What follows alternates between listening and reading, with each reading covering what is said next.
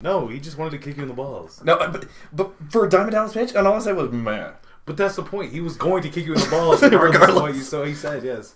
I could have been like, oh, I love it. Yes. Because he's just a dick. All right. Oh, we said I love him. He deserved it, though. He's one of those kids, we treated him like shit. He fucking deserved to be treated like shit. Every class had that kid. And everyone in our class probably at some point tried to be nice to him. Oh, yeah. And it never worked. No, he was just a douchebag. He was that rat tail fucking monster truck piece of shit. Obey NWO.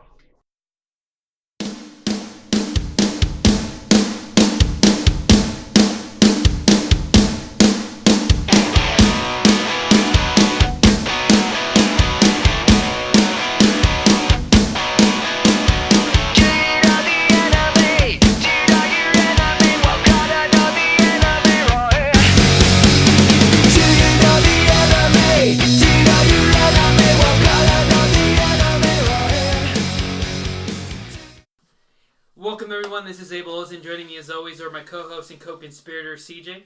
Hello. And Barker. What up? This is Nerd World Order podcast where we're trying to take over the world by spreading the weekly pop culture news from across different genres, which include movies, comics, TV shows, or anything that we consider nerd. We're the Nerd World Order podcast, the greatest in poopertainment since 2017.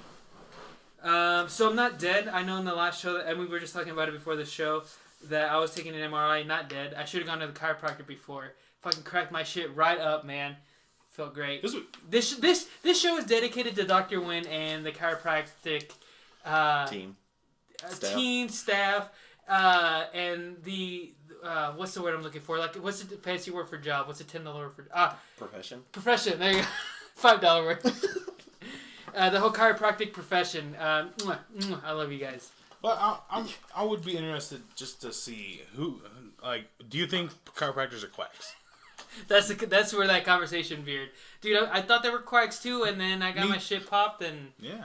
I'm telling you. I'd just be interested to see... CJ would rather live in pain he would rather live in pain than seeing his hot flaming take about chiropractors go out the window. But it's CJ, he's stubborn like that. Yeah. He's not going to change. Dude, he's the ultimate naysayer. I am. All those things are true, but I will go to the chiropractor. Like, if chiropractors, like, actual profession was to, like, enlarge, like, penises and everything like that, CJ is still, like, no. No, I don't believe that. No. Everybody's walking around with huge dongs, and CJ's like, I don't believe it. No, chiropractors are quacks. Yeah, you guys...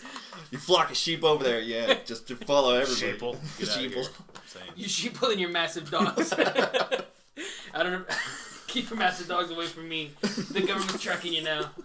CJ does say something that I always find so prophetic, or so the most CJ thing I've ever heard is, I hated everything I want, or I once hated everything I loved. Like, he says he hated everything, so, like, give examples.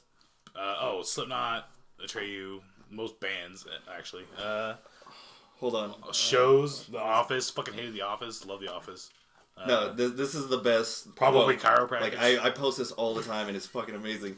It's from CJ Ullman from 4 years ago. It says, fuck everyone who ever did anything. Like, if that's not CJ Ullman, like, to a T, like, you could not know CJ Ullman. If you just knew that quote and saw his face, you'd be like, yeah, that's so him.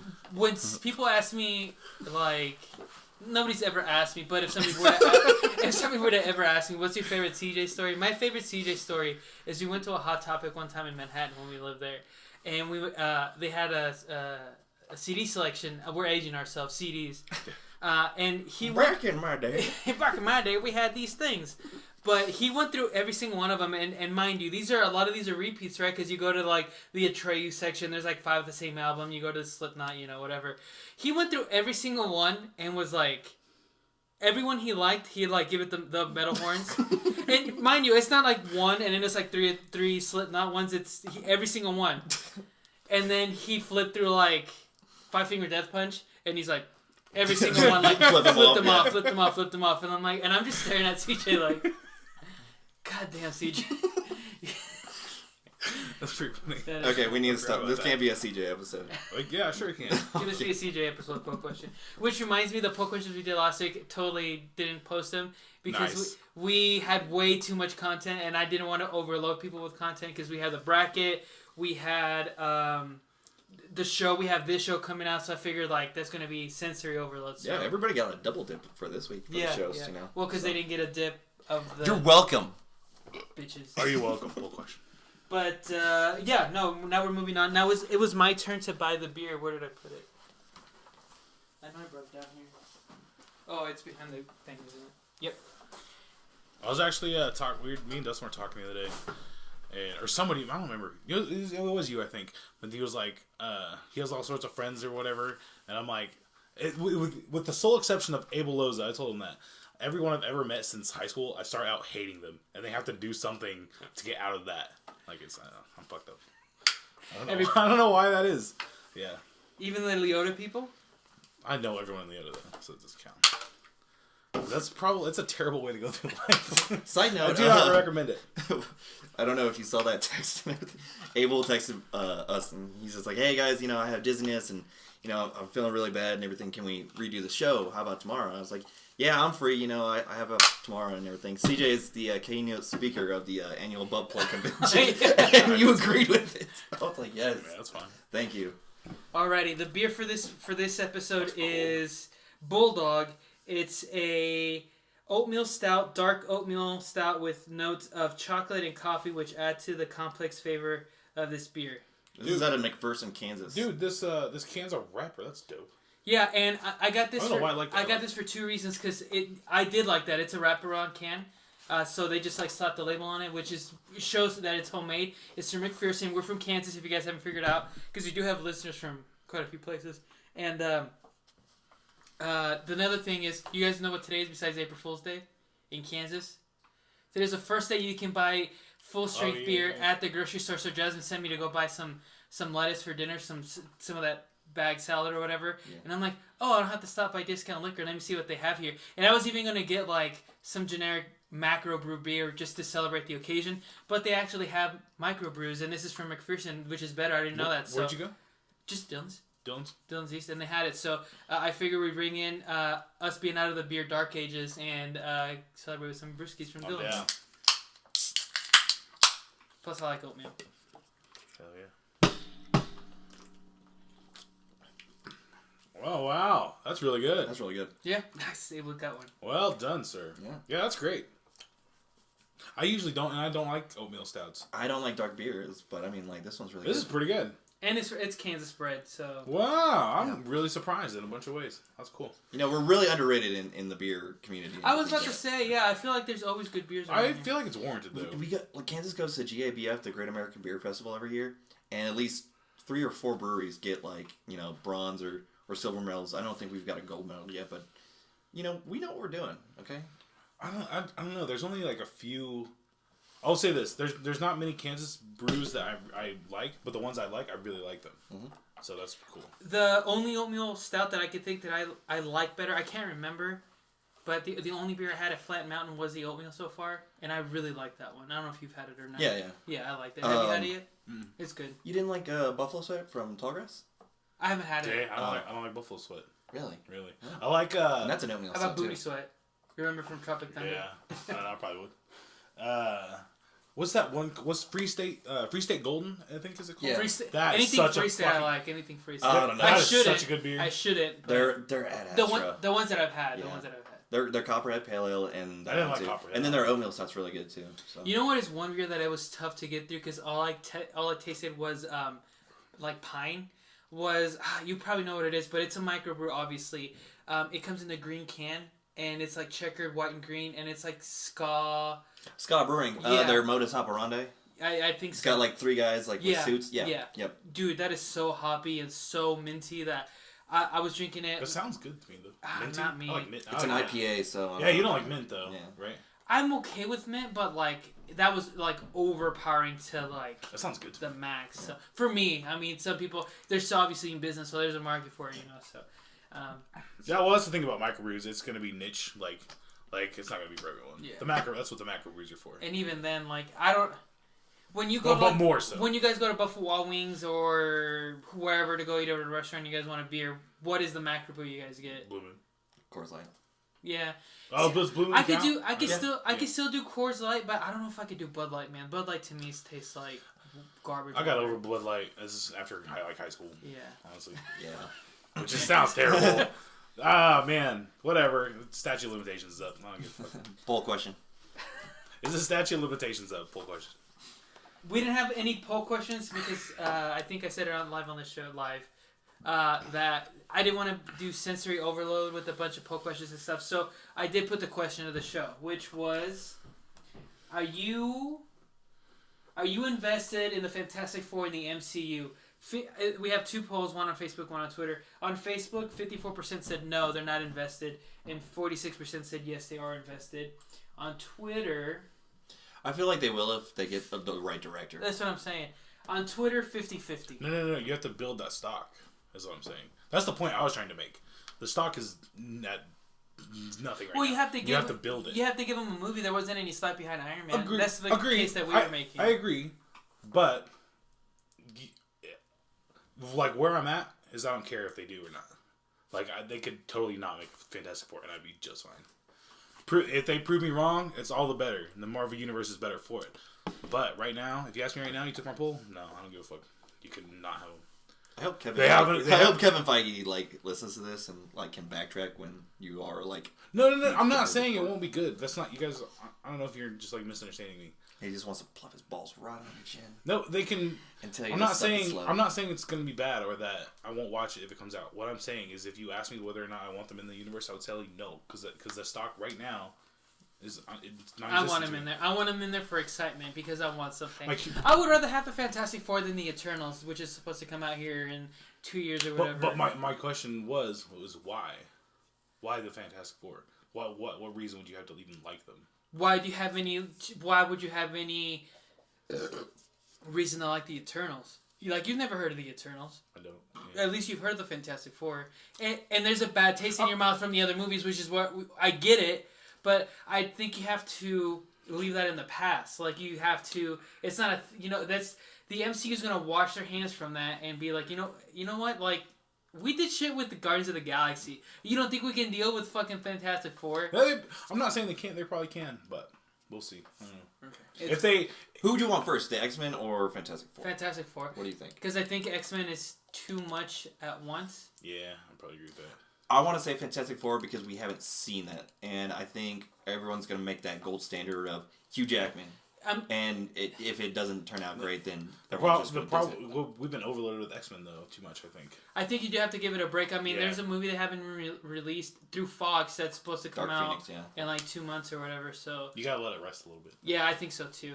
Plus, people, not me, obviously, but there are people pining for a good Fantastic Four. So. And I think a good way to introduce the X-Men is X-Men versus Avengers. I think something happens cosmically or whatever that produces mutants who have been living underground, and then a Magneto is the one that's causing shit. The Avengers go check it out, and then the Avengers try to fight with the Brotherhood of Mutants, who's Magneto's following, and then they get that confused with this Professor X's mutant, so it becomes the one that sounds like a lot to introduce. Well, that's what I'm saying. It's too much. You start small with the Fantastic Four. Yeah, we're just talking about a movie that's 3 hours and 2 minutes long, and we're talking about we can't cram. No. But that's been built up. We have the back on that. Dude, another 3 or 4 years they can build up X-Men. I'm okay with not having an X-Men movie for 4 years. But what I mean is they're gonna have to start a Wolverine movie. Probably they're gonna have to do it in the same. They're gonna have to follow the same pattern. They'll do a Wolverine movie, and then they'll do a... I think you can do an X-Men movie they did First Class. Yeah. Okay. And introduce them that way, and then... But to introduce them like that in an Avengers movie would be a lot, I think. Probably. I don't think so. Because you're playing with a lot of characters there. To make it an Avengers movie and an X-Men movie? Oh, you can do that eventually. But the Avengers movie, or the Avengers are a late track already. They have, who they are. The Avengers Infinity or Endgame is projected to be the biggest movie of all time. People are watching this movie, right? They know. So in 5 years from now, whether the cast is going to change, there's not going to be any Iron Man, maybe not any Captain America in 5 years. So, but even by then, whatever changes have happened, they know who the Avengers are. You bring the X-Men in as the foe at the time, that. I think that'll work. But also too, I mean, I think you're thinking with the X-Men, you're thinking 25, 30 people. I think if you introduce them to just the main four, and then slowly build from there. Yeah. If you did that, you Professor X, Wolverine, Cyclops, only do a few X-Men. Jean Grey, Storm, maybe 5. Storm, 5. And then the Avengers. That still sounds not a lot of people are gonna be alive afterwards. Dude, I'm not saying who, and if you say his name, I swear to God, I will slap you. All right, hear me out. I think this would be cooler. they start releasing X-Men movies, right? Like Wolverine or it could even be a couple together. So kind of like a la Phase 1. Right. And then they meet. And then they meet them up for X-Men, and then cool. they do the X-Men versus Avengers. That'd be cool. But it's like it's 2 different tracks. And then they meet. Yeah. That'd be cool. That would be dope. Yeah. Kevin Feige, look at this. Yeah. You're listening to this. Yeah. Let's go. We know you listen to this, Kevin Feige. Stop rolling around your billions of dollars. You piece of shit. Woohoo! Nah, I'll keep doing it. You're good. Alright, we don't have any hashtag shit Winnie says because I don't think he listens to the show. So we're moving right along. I'm glad we had space because this is about the time that would have taken us to read the 20 tweets that Whitney sends us. And the poll questions. So before we move on to This Week in Nerd, as always, Andres always to send me the hottest anime news, which I read. And he lets me know because he's on top of things on the anime world. Card Captor Sakura remains a staple for Soho fans, and it looks like Twitter is ready to recognize the series' brilliance. After all, the Clow is being honored with its own emoji, but it takes a bit of finagling to use the cutesy hashtag. Recently, Sora News 24 let fans in on the big Soho secret. Cardcaptor Sakura has dedicated an emoji on Twitter, and it is what you might expect. What? In honor of Sakura Kinomoto, the emoji is up to a bright cherry blossom, and fans can use it for a limited time. Oh, snap, so, son. when you use hashtag Cardcaptor Sakura, you best believe whenever I'm making the description of the show, I'm using that hashtag. Please, guys, my erection can only get so hard. Okay, hold on. What is it? Hashtag CARD. Hashtag CARD. CAP. CAP. TOR. TOR. SA. SA. KU. KU. RA. RA. Space. Anything? Man, that shit don't work. Tentacle porn and... What are you doing, Andres? Lying bastards. I'll figure it out. But yeah, so go... Or Captain Sakura. Yeah, so go do that on Twitter. Hey CJ, Yeah. do you love the NWO? Yeah. Do you like supporting things you love by giving them an amount of money so small that you wouldn't notice or feel leaving your bank account? Yeah. Then you'd be perfect to donate to the NWO cause, which will help us create more content and become a better podcast. Is that something you'd like to do? Yeah. Then visit us on patreon.com/NoRolled-Order and give us a monthly donation to help us out. Or, if you want, give us a one-time donation. Please go to our PayPal at NoRolledOrder2@gmail.com. Yeah? Yeah, and remember folks, obey the NWO. Yeah. Alright, This Week in Nerd, as for any first-time listeners, we kind of break down some big news, or just news that piqued my interest over the week, or I guess 4 days since we last recorded, in the nerd world. So, the first one is WonderCon, which is probably the third biggest con in the country, as far as like when they actually release news, not physically bigger. I would say it's San Diego, it's New York, and then it's WonderCon in Anaheim. But in WonderCon on Friday, they officially released that the next DC original series, Swamp Thing, is premiere May 31st. So on the heels of Doom Patrol. Doom Patrol should be off a couple weeks before. I was reading into it. I'm really interested about this. Like, at first, like, when you're just, like, on his nuts, I was like, okay. But now I'm just, like, I kind of read it, and I'm like, okay. I trust Abel's I love Swamp Thing. I wasn't, like, not trusting him, but I was just like, man, you're hyping up a little bit too much. Like, is it that good? But that's what I'm saying. It probably is. And I think the track record they have so far, the DC Universe, it's only been 2 shows. But like I said, and I'm not shitting on Titans. I like Titans, but I do think Doom Patrol is a step above. But what does that say if your worst thing is that good? Yeah, exactly. So I'll be disappointed if it's at least average. But if it's as good as Titans, I'll be happy. Which it'll be different because although Doom Patrol, there's not a lot of CGI, but enough. It looks okay for a streaming service. The later episodes, they have a lot more CGI. Oh, really? Yeah. I certainly anticipate Titans getting better. Yeah, I do too. I think with Titans they were dipping their toes quite a bit. I fully expect them to get a lot better. So there is some news that was to me the biggest news, but there is some news, and I think CJ will like this because you complained one time that the DC Universe doesn't have all the comics. You're like, oh, they're picking and choosing. Yeah. Well, but starting in April, which is today, the library of comics in the DC Universe will get much bigger. subscribers will have access to every DC comic published at least 12 months previously. So starting today, you have every comic ever on DC up to a year ago. Yeah. Cool. So because they still want you to buy some in case you want to catch up, but anything a year ago to that day, everything will be available. That's dope as hell. Everything will be available, which catches up to the Marvel Unlimited, which is 6 months. So the DC app is a full year, which is pretty cool. So you have some homework then. Give me some cool stories. Like I've already started bookmarking a bunch of shit. Like I want to read. Like I want arcs though. Like cool arcs. I'm reading a lot. And for these guys listening, like let's get some fucking. Well, who knows who? The first one is the Doom Patrol by Grant Morrison in 1987. That's where they got a lot of these ideas for Doom Patrol now. Cool. So yeah, I'm pretty excited for that. That's cool as hell. That's really good news. Yeah, that's awesome. So. Yeah, I'll give you some stuff. Because I like it. It does kind of suck in one sense, but I get it. Like, because I like the Rebirth stuff. Especially, like, Nightwing and Batman. Those are my... I love that shit. Well, most of that will be on there. Rebirth's been since 2016. Yeah, so, I mean, you'll get 2 years of that. Yeah. That's really awesome. I mean, and you're paying for that, so... Fuck yeah. You might as well use it. Yeah, I've already started bookmarking books that I want to read once I start narrowing down that pile. I'm almost caught up on Batman, and... I got a long way to go on Nightwing. Nightwing's fucking good though. You should read Tom King's Nightwing. It's not Rebirth, it's New 52. But the guy that's writing Batman now wrote Dick Grayson, and he wrote him not as like Nightwing, but like as a secret agent. It's pretty cool. The Nightwing now is pretty good too. Yeah. Like I'm enjoying it thoroughly. What other we should utilize the shit out of this app. We're paying money for it, so yeah. Season 1 of Krypton will be on the DC streaming service April 5th if you haven't seen it yet. The original animated film Justice League versus the Fatal Five, which is the next animated series that's coming out in the style of the animation style of Batman the Animated Series, will come out the same day it does on the Blu-ray on the DC app. What is that? April 16th. What is that? Justice League versus the Fantastic Five or the Fatal Five. It's a show. No, it's the next animated movie. It's not. No shit. It's not within the universe like in but it's. That's so cool. It's in an animated movie. Yeah. That's cool.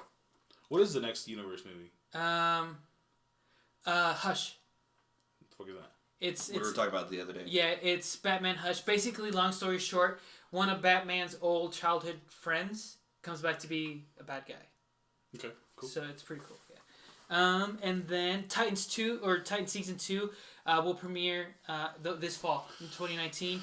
And the animated Harley Quinn series, which is in the vein of like Archer and stuff like that, more adult oriented, will premiere in the fall as well. So. Wow, a lot of new cool stuff coming. Hell yeah, I'm excited. That is awesome. Are you guys excited for all that DC cock in your butt? Cool question. Yes. just so you know. Yes. Moving on, Mark Hamill. Are you having one?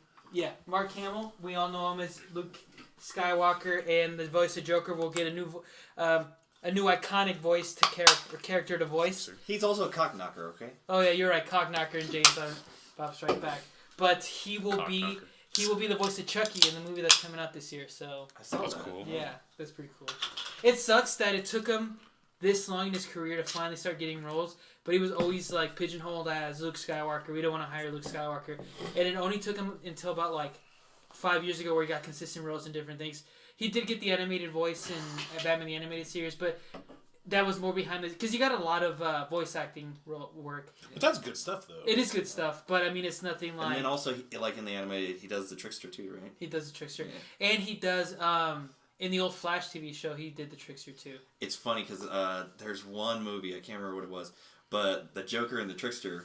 kidnap Mark Hamill, and like they're all in this car, and he's doing all like the different voices and everything. Oh no, that's in You know what I'm talking about. It's right? an animated movie. It's the fuck. I know what you're talking about though. Yeah, he did all three. Dude, it's so hilarious. Yeah. A good actor does that though. They're able to switch back and forth. That's how Justin Roiland does it. Yeah. Oh, for Rick and Morty. Mm-hmm.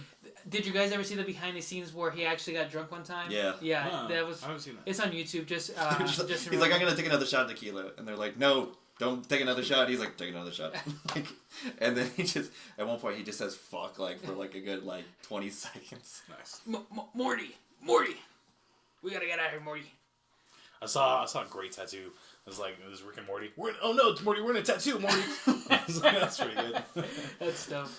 I saw one that he just like he turns into James from Pokemon. Oh really? Turn myself into James, Rick. I'm Rick James, bitch. That's awesome. Another quick news: Captain Boomerang, who was in the first Suicide Squad, Jack Courtney says that he's gonna be in the next one. So. Woo! I liked him. I did too. One of the few things I liked. Get on Brawl Stars. What? Shut up! Get off Brawl. Should CJ get off Brawl Stars? So Dustin, shut up, and no one would know. Full question. What do you mean nobody would know? I heard your phone go off. Huh? I heard your phone. Dude, I literally hear this like that little like ding. Like, There's a new map, and I just want to look. I'm not gonna play. Something. That's my favorite map. Okay, hurry the fuck up. Okay, but seriously. And then there's another show on Epix. Does anybody have that channel? No. It's the Pennyworth show. It's a prequel to Alfred. He's this badass 60s spy. So. Those are James Bond. Pretty much. Basically, yeah. Because how they've rewritten Alfred in the past 15, 20 years or so. Made him a badass. He used to be like an MI6, British intelligent agent or whatever, and basically James Bond. Okay, so. the crazy part is though, how does that person become a butler? Like, you know what I mean? Like James Bond. Like, think about it. If James Bond is retired to be a butler. Well, actually, there's been a couple stories that he owed his life. One of them, I've heard that. Yeah. He owed his life to Thomas Wayne, and when they passed away, he decided that he would take care of Bruce. That makes it cooler. It's just funny. No, it is funny. It's like they're banging chicks and traveling the world, and then it's like, I'm taking care of this little asshole. But yeah, and it makes sense though. Because... Is it funny if James Bond retires as a butler? It's funny to me, though. Or not funny. It makes sense to me.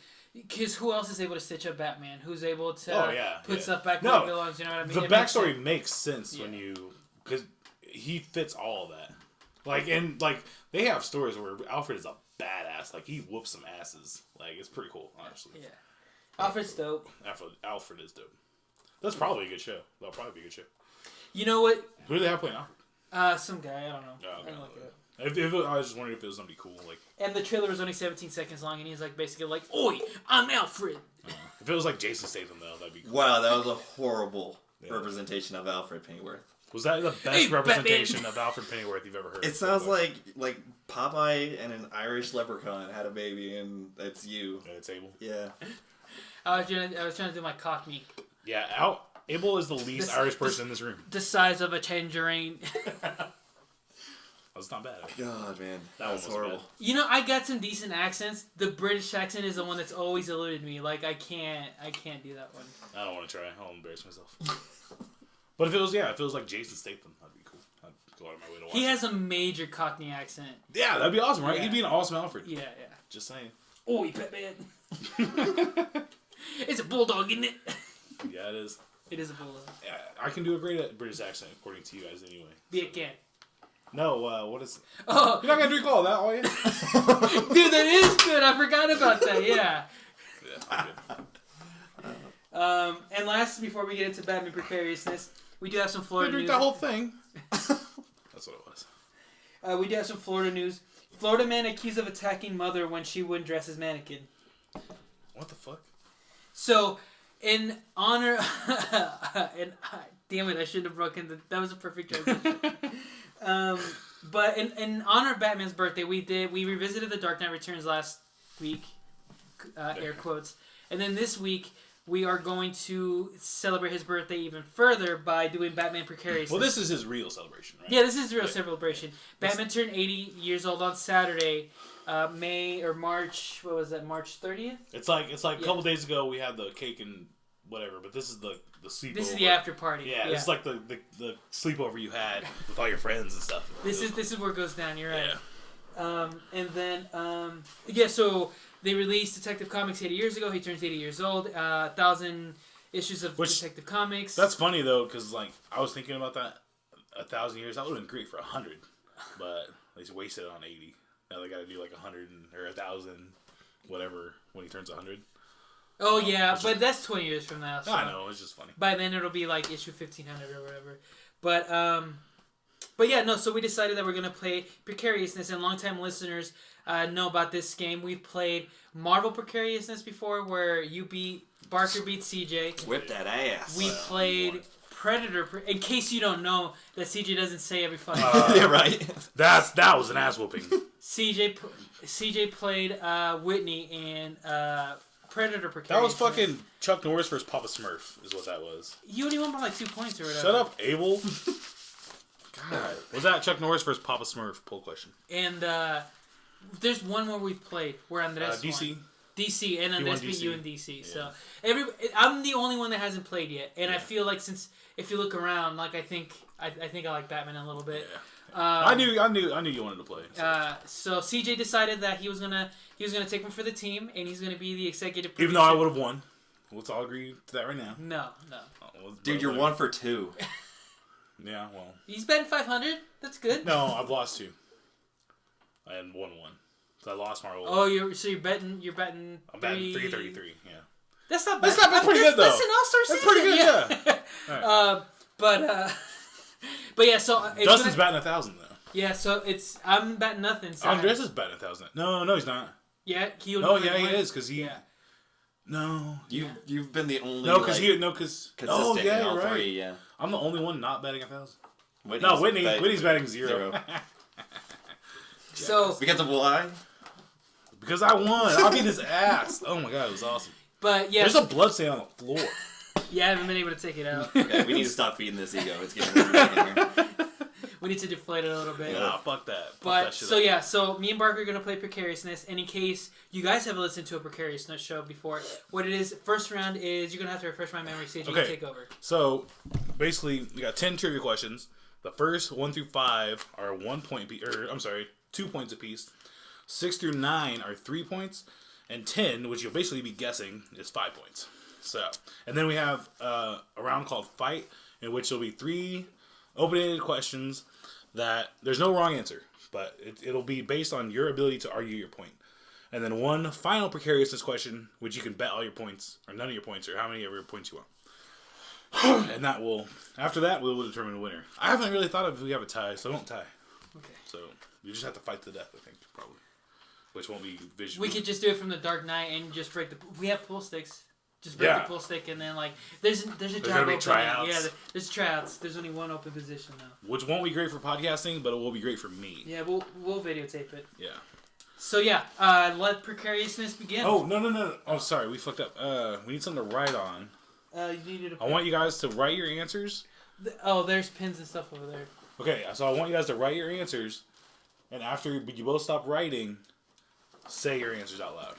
Right? I got paper. Oh, okay. Well, kind of. Yes. You can use one of my diploma things to. Well, I remember we ran into trouble last time. You can use the bigger one. We ran into trouble last time because this is the only time you're gonna use this diploma. This is true. This is what $15,000 is going to get you. A fucking place to write down answers to some game show.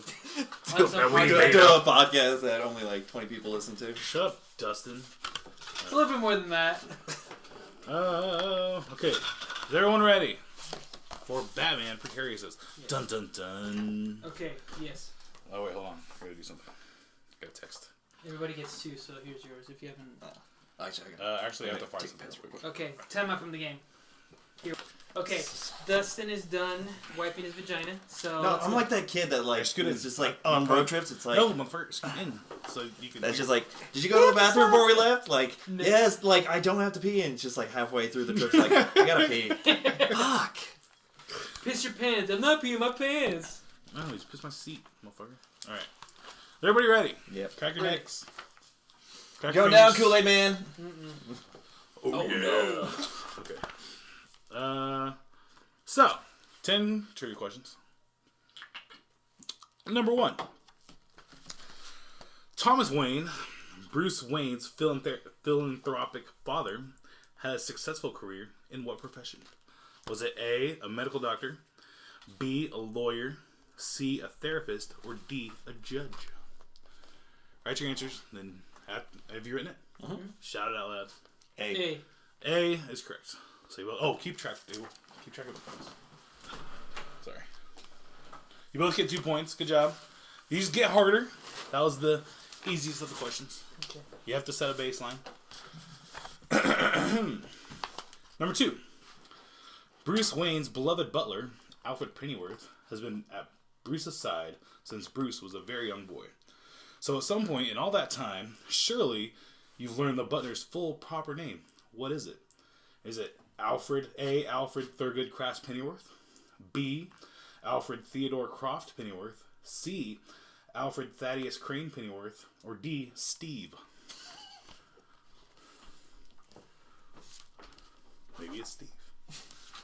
All right. I hope it's Steve. What'd you guys see? I did B. I did C. C. Abel got it. Is that his full name is Alfred Thaddeus Crane Pennyworth. I remember the Crane part. Yeah. What was that? Worth 2 points? Yeah, 2 points. Up until 5, it's 2 points. Abel with a riveting lead. Huge lead, massive lead. Riveting? Oh, I don't know why I said riveting. That's a word. Huge lead, though. He's doubled you already. Jesus. Alright. Can we get the game started? Shit. Maybe I should just quit already after 2 questions. I would. Number 3. In the 1989 film Batman, the Joker, played by Jack Nicholson, had a memorable quote before ultimately shooting Bruce Wayne, played by Michael Keaton. What is the exact quote spoken by the Joker? Is it A, have you ever danced with the devil at midnight? B, do you want to dance with the devil tonight? C, we'll be dancing with the devil by the end of the night? Or D, ever dance with the devil in the pale moonlight? Who's got an answer? I did B. I did D. Wow, Abel. Come on, Parker. I thought you had this Batman character down. I do. Abel, did you know that? Did you know that? Yeah. Wow, look at Abel. I've researched that before to see if it was like from an old classical book or something, and it was just something. It's something. Something you made up, I think. Yeah. Just off the top of the dome. Yeah. Anyway, yeah, it was not in the script. Who the fuck is Jack Nicholson? Who the fuck is Jack Nicholson? Pull question. What's it off of? Strange Wilderness. Oh, that's right. Who You're the right. fuck is Jack Nicholson? Great movie. Okay, Dustin, compose yourself. Number 4. One of Batman's fiercest villains, Bane, had a very unconventional and brutal childhood, which began with him being born where? A. Blackgate Penitentiary. B. Santa Prisca Prison. C. The sewer system beneath Gotham. Or D. Arkham Asylum. Okay, what do you got? B. B. B. Very good. Good job, both of you. Finally got B right. You just guessing B? No. Like in the test, maybe. Yeah. It's just like, I gotta get it right one of these times. Yeah.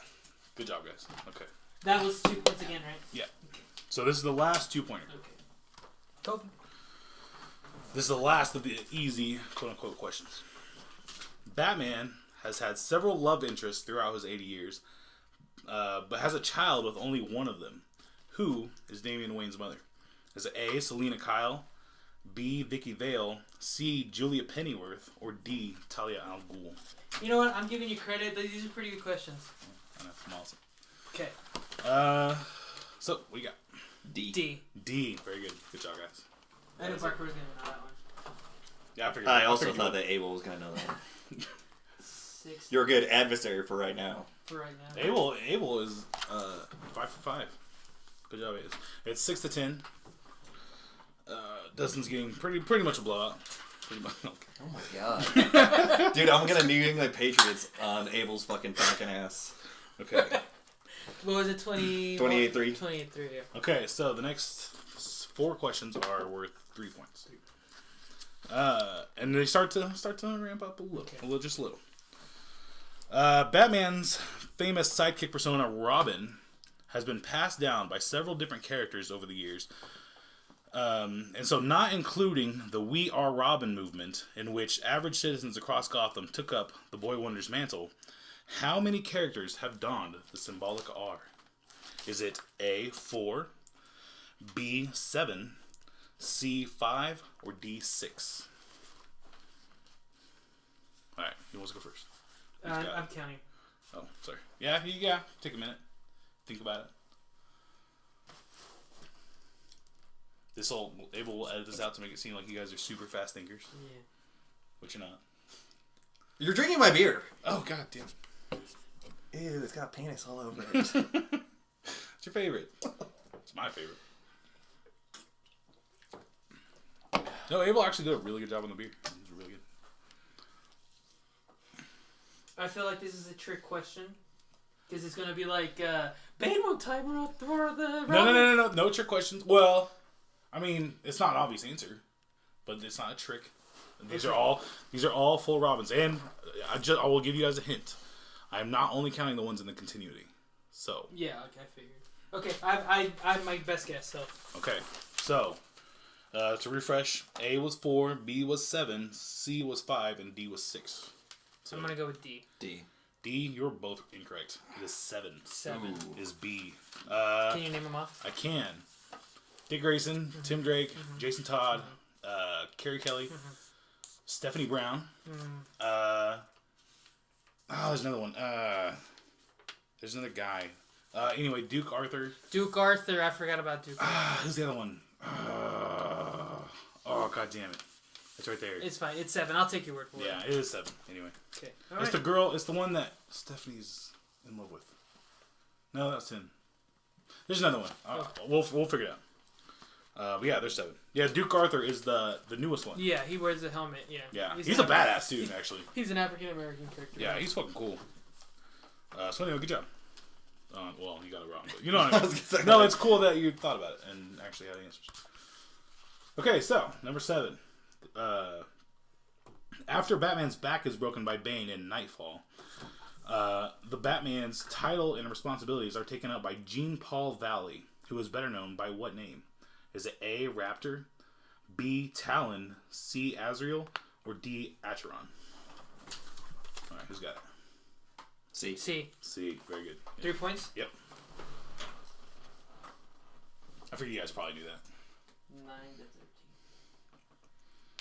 13. Alright. Number 8. In the events of Arkham Asylum, the Joker is on a mission to obtain a super-powered version of Venom, the muscle-enhancing chemical used by Bane.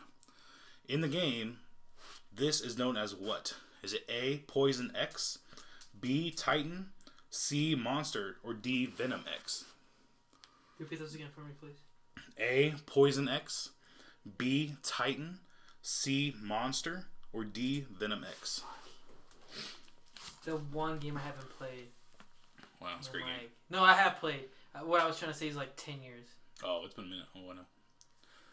Alright, I have a guess. Alright, go first, table. A. B. Got it. Alright, getting a little closer. As soon as you said started saying the names, I was like, yeah. And that was like 8 years ago, too, so. Alright, 12 to 13. Getting a little closer. Yeah. Getting a little closer. I told you. It's feeling breathing down your neck now, huh? I told you, no punches. Sweating bullets over here. Video games were on the table. Alright, number 9. Two more questions here. Number 9. Oh, we have it's like a final, like a bonus media here. Oh. Okay. Ooh, CJ. Shivel me timbers. Batman, the animated series, is rightfully considered to be one of the best cartoons in television history. I think we all agree on that. Mm-hmm. Complete with a famous opening theme, which I will now play. It's a great song. And it's turned down. That's fun.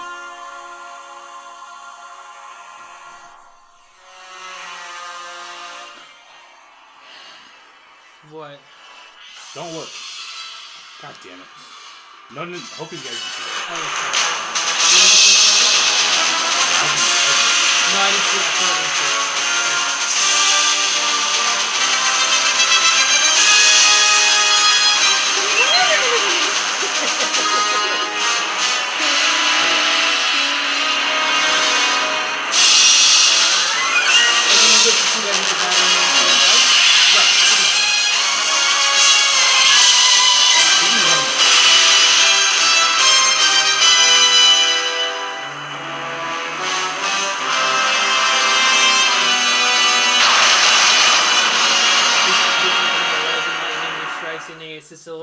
We all agree that that's really badass. Yeah. Okay, so then the Are reason. those the points? Is it badass? Yeah. Okay. Yeah. Who is the composer of that song? Done. I know. Which sucks because you guys probably saw it. No, I know who it is. Totally... It's from the '89 movie. All right, fair enough. Is it A, Hans Zimmer, B, Alan Silvestri, C, Danny Elfman, or D, John Williams? Who's got an answer? C. C. Okay, very good. Good job, guys. 3 points, right? Yep. Danny Elfman does The Simpsons too. Does he really? That's cool. John Williams did Star Wars. I liked it in the and a lot. John Williams a lot. In He the did Family Jurassic Guy Park. where they killed John Williams. Like, great. Now we have to do Danny Elfman. All right, good job. I'm surprised you guys knew that. That's good. Good job. I shouldn't be surprised. All right, number 10. This is easily the hardest question. You guys will probably be guessing. Like I've guessed on the Robin one. So. But, well, I'm just gonna brag. I was gonna brag, but I won't. So this is worth 5 points. The only 5-pointer. In 1965, custom car designer George Barris was called upon to design a car for the Cape Crusaders' new TV show, set to debut the next year. Luckily, years before, George had purchased a futuristic model that never went into production called the Futura for just $1. The Futura's unique design provided a base for what we now know as the Batmobile. What company made the Futura? I knew all that, but I don't know this. So. Is it A, Ford, B, Bugatti, C, Mercedes-Benz, or D, Chevrolet?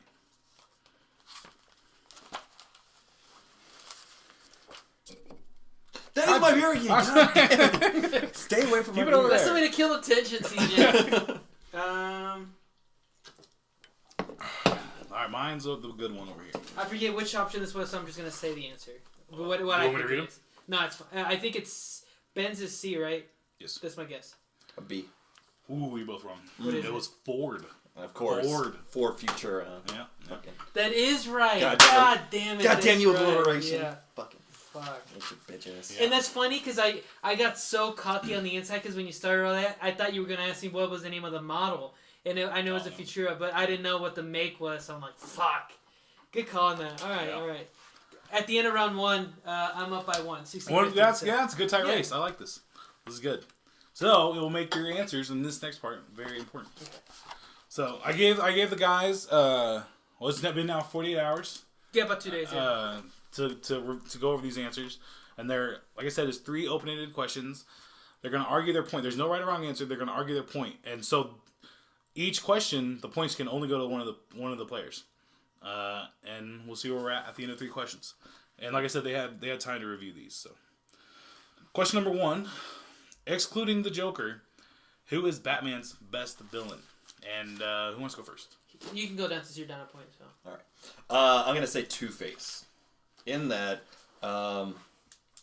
he is a great character. In that, like, he used to be good for Gotham, and then through all the whole transformation of his face and everything, that he does his crimes, he does his killings, he does his everythings with a rhyme and reason.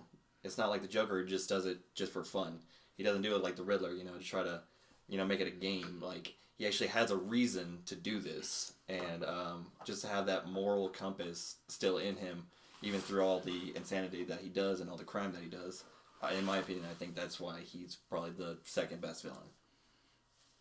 Okay, Abel. I had a response for 2 villains, and because I figured with him being I'll admit it, he's a smart Batman fan, so I figured he'd go with that. Damn right I am. So if he went with that one, I'm gonna go with this one. It's Bane. Physically, and mentally, he's the only one of the villains who can challenge Batman either in a physical fight or mentally in like a detective game of cat and mouse kind of thing, like you're chasing after Bane. I have 2 specific examples. One from the actual comic where he breaks his back, Nightfall. You have it. I hope you've read it. He actually breaks his back. And not only that, but people forget what led up to that. Bane ran Batman so ragged running around Gotham City that he was exhausted. And you kind of see it in the movie, The Dark Knight Rises, where Batman was kind of like that, so tired, out of his element, broke his back. And then in the current comic book, with Tom King, he's kind of doing the same thing. Bane is acting like he was beat into a child status where he only thinks like a child. Batman doesn't buy it, but everybody else buys it. But Bane is then running like the criminal underground to fight against Batman. So mentally, he's on par with Batman, and then physically, he's the only challenge he's going to get to fight Batman. So I think on 2 levels, you get either you're a physical nemesis, you're the Joker, you're Two-Face, whatever, or you're a tank, you're Killer Croc, you're Clayface. But I think you get the best of both worlds with Bane, where he can go up with him mentally and hand-to-hand combat. So I think it's Bane. Yeah, that was okay. Abel's gonna get the points because he argued about it. You gotta use specific examples. But you did have a good argument. Harvey Dent does have a cool what do you call that? Dichotomy. And I think that's why Batman. It's really hard for him to do it because he kind of understands he's not doing it just to do it. Yeah. So both good answers, but use specific examples. So what was that? 5 points? 2.2. Greedy motherfucker. I don't know, man. But just because I'm a Batman fan too. It's as a personal. I agree. I think it's Bane, but I totally had. If you used Bane, I was gonna use Two-Face, and I was gonna use Two-Face as Batman's greatest failure as a hero, not counting Jason Todd, because he was. Because he was in Harvey Dent's corner. Yeah, exactly. So. But yeah, you didn't even give us that he was Harvey Dent. You just said he was good for Gotham. Why? It's fine. But I know, but specifics. You gotta argue your point. Sorry, I don't have a plethora of comics I can just peruse. Yes, you do. You have the app. Oh yeah. Okay. Okay. Abel's gonna go first in this one. All right. Which actor best portrayed Batman and Bruce Wayne on screen? I think he's gonna use one, so I'm gonna use the other one. You guys can use the same. It's okay. I guess you can use the same. Just use a better argument, or if you think So. Yeah. Whatever. I want your honest opinion. Okay, I'm probably gonna lose this point, but I'm always argue this point, and I'm probably gonna lose it because you said overall, right? Like Bruce Wayne and Batman. Yeah. Yeah. Well, yeah, just the best actor for the job. Okay, and I'm gonna get a little flack from this, but you're saying Ben Affleck, aren't you? I am saying Ben Affleck because the warehouse scene to me in Batman vs Superman not only is the best part of that movie. It's the best representation of Batman that we have ever seen on film. The best movies by far are the 3 Chris Nolan movies. Like that is not up for debate. Batman vs Superman is not up there. But the best representation of a Batman and what he would look like kicking ass and the way he moves and the way he's able to kind of control a room full of henchmen, I think that is the best we're going to see. From beginning of that scene when he jumps out of the Batwing to when he shoots the fire gun from KGB's hands and he blows up and then he covers Martha Wayne. Although I don't necessarily agree that he would blow it up because that ultimately kills KGB. We kind of had an argument about that. I think between that and saving Martha Kent, that was the best representation of Batman that we've ever seen in the big screen. So that's what I'm going to say. Dustin? George Clooney. Done. No, so I know a lot of people, like movie-wise, the producers and everything that they don't like to show the Bruce Wayne part of Batman. They want to show more of the Batman. In this case, like you said, it has to be the best representation of both, And you are correct that in my opinion, I think Bale and Affleck were good Batman, but they weren't good Bruce Waynes. So mine's gonna be Michael Keaton. In that you get in the couple of movies that he did, you get a better representation of Bruce Wayne. You get to see the billionaire. You get to see the philanthropist. You get to kind of see like who he is when he's not donning the cowl. Okay.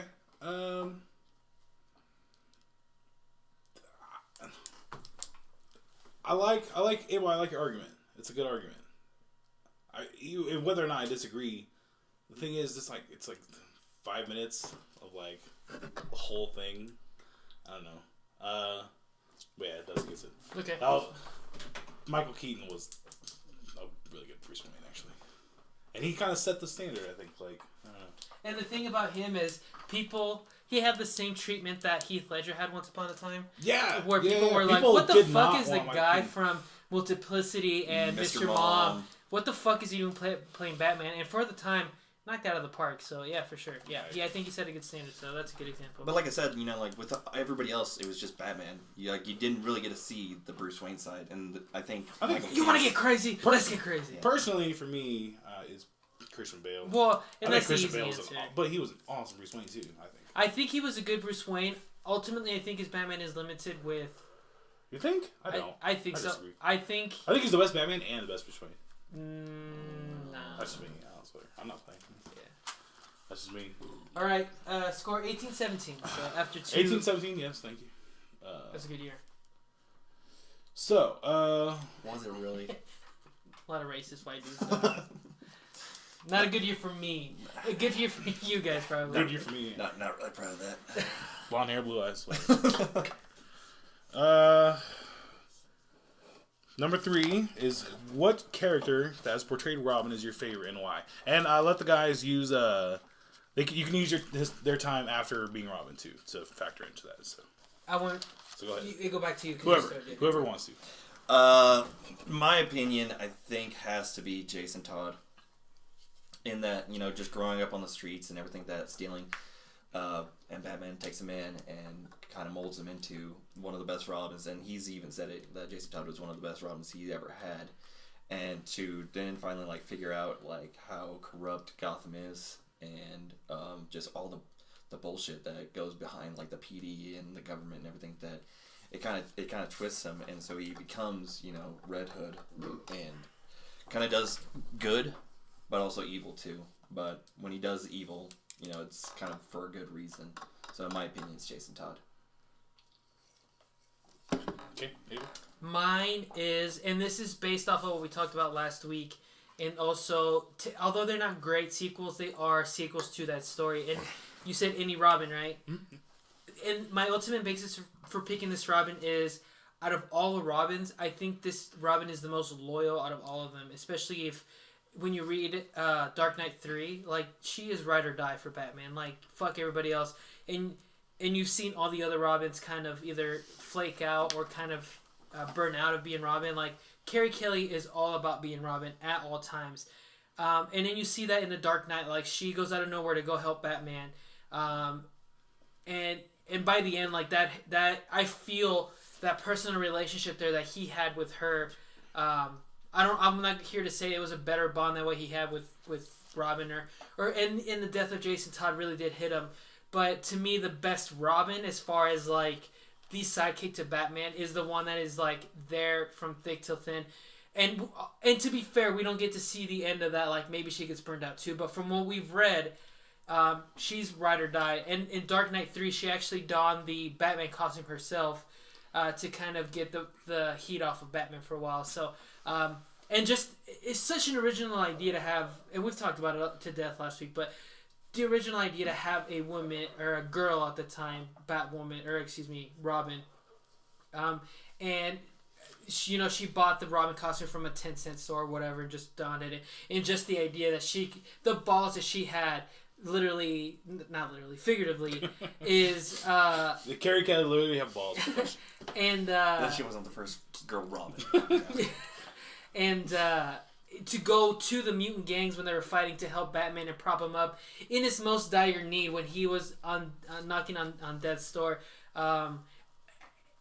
Robin always... I think Batman always went to Robin. Batman showed up when Dick Grayson's kids died. Parents died. He was there when Jason Todd was stealing cars. This Robin came to him in his most dire time of need, and I think that's why, out of originality and just story wise, I think that's the best Robin. So, okay, I probably a good answer for me probably is Jason Todd, because I fucking love the Red Hood. The Red Hood is one of my favorite characters just in general. He comes with specifics. He comes with specific examples. Okay. Well, that's what we need. Carrie Kelly's also a badass, though. I do like Carrie Kelly. So, are we done with the last one? Huh? Are we done with the last one? Yeah, this is Final Precariousness. This is where... In case you guys haven't noticed yet, we don't want, Jeopardy to come up our asses, and, you can't use Jeopardy. So we just typed in Jeopardy synonyms, and Precariousness came up. Yep. That's the service. So, this is where you get to determine your own fate. Dustin has... How many... What is that? 17. Yeah, 17. Sorry, I write like a child. Yes, you do. Dustin has 17 points. Abel has 20. Your future is in each of your hands. So, bet as many as you feel comfortable. Okay. We have to bet first, right? Yeah, tell me, actually. Okay. I'm betting the farm. I respect that. You shouldn't have told him. Yeah, that's what I'm saying. You could keep it secret. You don't have to. But it's okay. I told him. Wow. Okay. Wow. You guys ready? Yeah. Dun dun dun. We need some cool sounders. Alright. Final precariousness. It's all on the line, all the marbles. Who was the first ever Batman? Or, I'm sorry. Who was the first ever actor to portray Batman on screen? Oh, man. All the marbles right here. And you got time. I think you get like a minute. That's what we did last time. So think about it. And while we're doing that, have some music. Have me just going around looking for music.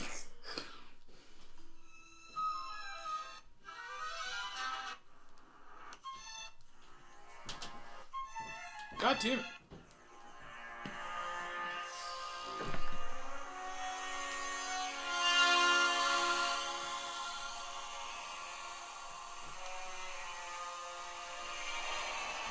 That's as best as I want to get. Yeah. Wow. Okay. I will give some context as far as when I think what you're referring to. There were some serial reels in the 1940s that portrayed Batman for the first time because it wasn't Adam West who was in a movie in the 60s. But if you're considering movies, straight Hollywood movies, it would be Adam West. But if you're considering the Hollywood serials from the 1940s, there's that. So I don't know his name, but I do know the context. Movie. Huh? It was a movie. Well, serials aren't necessarily a movie. This was, I think. Yeah. It's a regular movie. Serials are like 30-minute like little adventures they used to play before movies. I believe this is a feature-length film. I'm pretty sure. I had that right. Well, whatever. Anyway, he was the first one on screen. So. Okay, so Parker, you're up. What'd you guess? I James O'Neill. James O'Neill. Well, he was brighter, but still wrong. His name is Lewis Wilson. What'd you guess? West. Because I knew about the serials, but I had no idea. I wrote Adam West too, though, but I knew that wasn't. See, look, A.D. His name was. He was a Boston guy with a Boston accent. Apparently, I haven't seen it, but. Robin, where the pack car? Where the Batmobile? In 1944, they came out with and they were writing on the coattails of just the comics. No, it had just been the comics so far, and they wanted to make a Batman movie, and they did it with a guy named Lewis Wilson. Lewis Wilson. Yeah. So our winner by 1 point. 1 point. Abel. Oh, did you get the whole thing? I had to. Dude, Dustin went balls to the wall. Abel, in celebration, he won by 1 point. It doesn't which matter. is the exact same thing that happened. Point. No. Yeah, you did. Was it? Against Whitney? Yeah, you did. I think all of our victories have been by 1 point. No, I'm sure. Ours were 3. Okay, well, they've all been close. One of them, we did, I think it might have been the DC one. I won by 1 point, or whoever. No, Andres won that one. Andres won by 1 point, I think. I think So they've all been. What about 15? I will say Barker's a very Batman worthy competitor of Batman Precariousness, but I do hold the title for now. I would have been worthier, but it's okay. It's fine. I knew every answer without Google. I knew all those answers. Nah, that's bullshit. I knew. I promise you. Yes, I knew that without Google. I promise you. I promise you. I'm not saying I didn't. Put it on your dick working. Or put it on my dick working. I knew every. CJ's Well, I'm not saying I knew them all. I didn't get them off Google. Put it that way. I didn't Google anything. Did you Google the answer? No. I promise you I did not. No, I didn't. Yeah, you did. No, I didn't. I promise you I did not. I call this a mistrial. It's not a mistrial. No, it's not a mistrial. Let's not get too hasty. Okay, Mr. I won it. You know, if you would have lost it, you would have am Mr. I won. It's able Mr. I won. Full question. All right, so Barker's now 1-1. CJ's 1-2. Yeah. Andres is 1-0, and I'm 1-0, and Whitney's 0-1. Once we do Avatar, Precariousness. I'll take him. Fuck that. Oh, is that a challenge now? Oh, fuck it. We'll do that around Avatar 2 in 20 years. So. In 20 years. Alrighty, before we do leave, I do have an update. Before the show started, actually, I set up the bracket to finish, or the semifinals, all the voting. And I was telling CJ, we got a good number of votes this round, about 40-ish or so a good number of votes. Which I probably shouldn't have played my cards. I want more people to vote. Damn it. we have our final, which will actually... I was supposed to end it this week, but fuck it. We'll go along with the tournament. So I'm going to close voting on... That's the best way to do it. Yeah. We're going to close voting on Saturday, or Sunday, right before we record the show, and then we're going to declare our champion whenever we review Shazam, because that's the show next week. So. Oh yeah, that's Friday. Yeah. Okay. In the... Oh shit. DC... Shazam comes out Friday? Yeah. In the DC Marvel side of the bracket, the Dark Knight edges out Infinity War. 52.6% to 47.4%. Wow. So the Dark Knight is headed to the championship. That was not David and Goliath. That was a Goliath and Goliath. Yeah, no shit. It really is. That should have been the final, probably. And this is more of a David versus Goliath. CJ's not too happy about this. That's stupid. Deadpool. Oh my god, no. Who was a 4 seed. You guys vote? Both of you vote? Yeah, no, I did. I voted. Yeah. I voted twice. I voted 3 times. Deadpool beat Captain America Winter Soldier 68.4%. That is nonsense. No, that is... No. To 31. We got some trolls. Dude, I'm saying. They're fucking trolls. There's no way There's no Deadpool way. is a better movie. So, the championship is set for the best comic book movie of all time. It is The Dark Knight versus Deadpool. Dude, it's fucking Kentucky versus UTEP. What is happening? Not UTEP. UTEP would have been Swamp Thing. Alright, fair enough. You just say that because your wife's from UTEP. No, I downgraded Which is it. why I thought of UTEP. I downgraded it. If anything, 4 is like K-State. I'm better than K-State. Okay. I don't They know. were 4 seed this year. Were they really? Yeah. Okay, fine. K-State versus Kentucky. Come on. Even though Let's K-State make it beat- Duke. K-State beat they Kentucky suck, last obviously. year. Shit. Who is it then? Who's Dark Knight?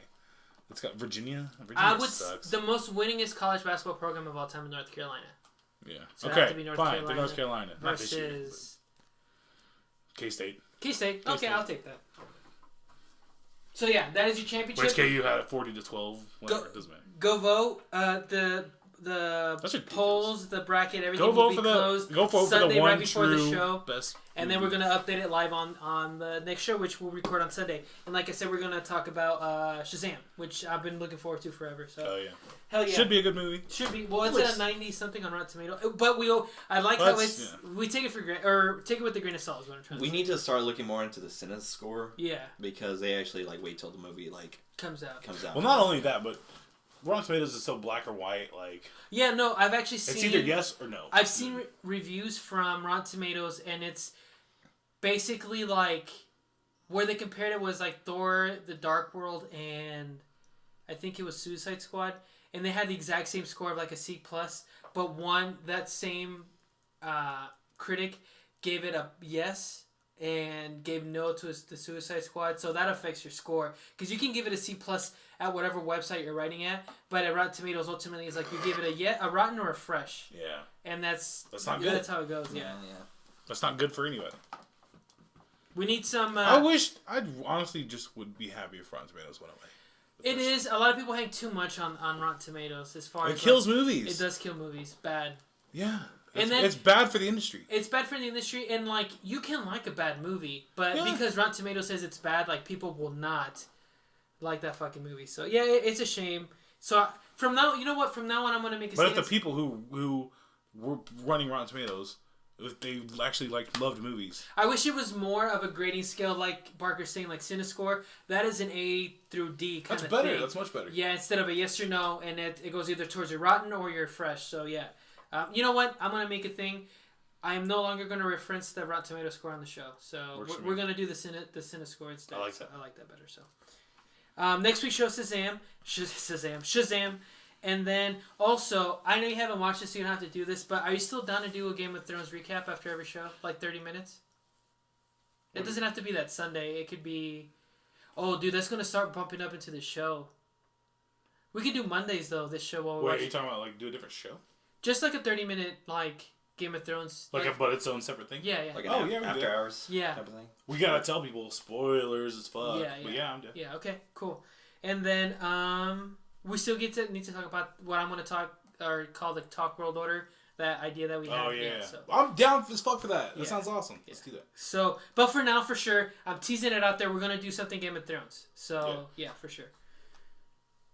But we should... I wish I was involved in this stuff, I guess, You haven't seen anything. We got that group chat. No. You have a lot of opportunity to watch Game of Thrones. This is the first time I brought up the Game of Thrones. No, first thing in a while, I should say. Before I was talking about the other thing. The Talk World Order? Yeah. Oh, bro, that's pre-Dustin.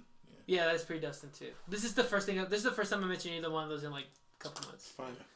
Guess I don't have any friends anymore. Yeah. Did you before? No, I didn't. Anywho. And I still don't. We're closing out the show. What is something, the Order's recommendations, what is something you can recommend of the Nerd World Order that you've been watching, reading, want to spread the gospel? I'll go first. Okay, so I have two recommendations. One is a repeat from last week because I continued watching Barry, and it went from like, oh man, I don't know, to holy fuck, this is awesome, really quickly. That happens really fast. But that's what he said. He said after he the was fourth right. episode, He was right. This show goes from like what the fuck to holy fuck. Yeah. Like I see why what's winning Emmys and shit. Yeah. Please watch Barry. It's fucking awesome.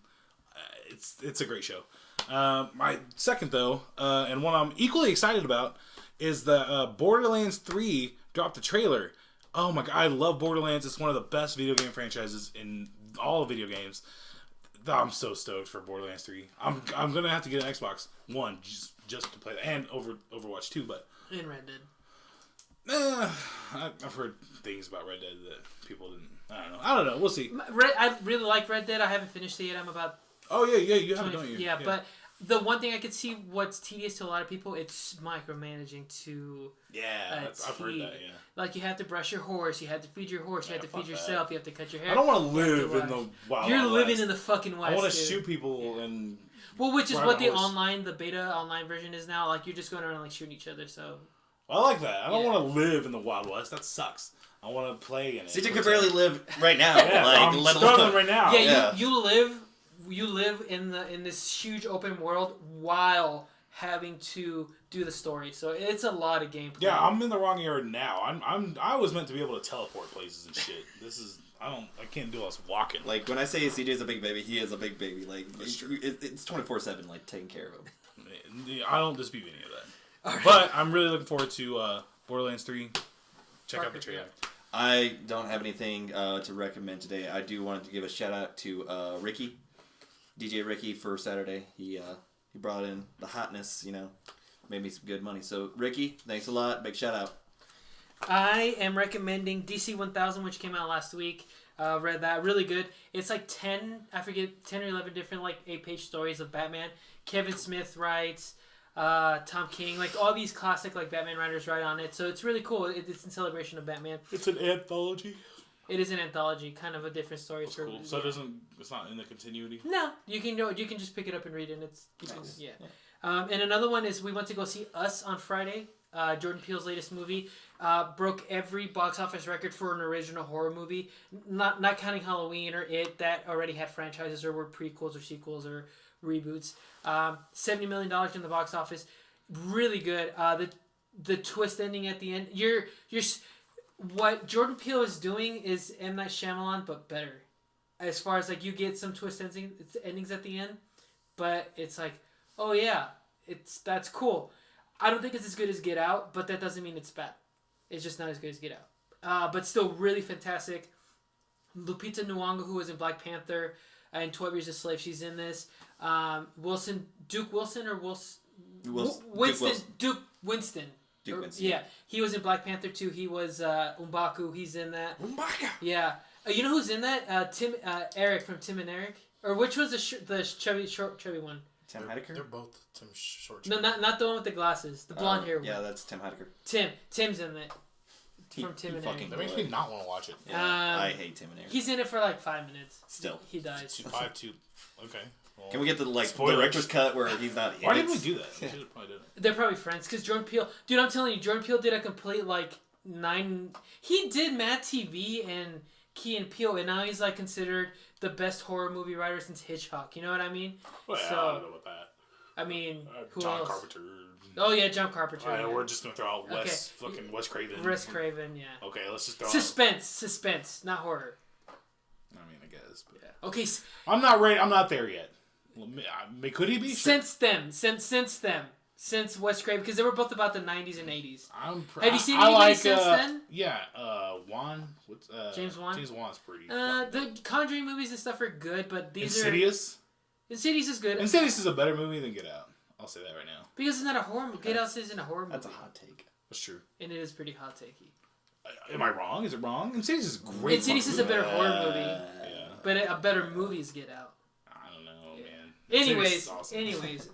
I will give. I do like Jordan Peele. Yeah. So go check it out. I'm happy for his success. Go check it out. Why didn't we do that on the show though? We should have. Yeah. We're doing this. Fair enough. If you guys have any Batman's birthday, that's why. If you guys have any suggestions, Happy birthday, Batman! You done? Happy birthday to him. I don't care. Good luck. Good luck.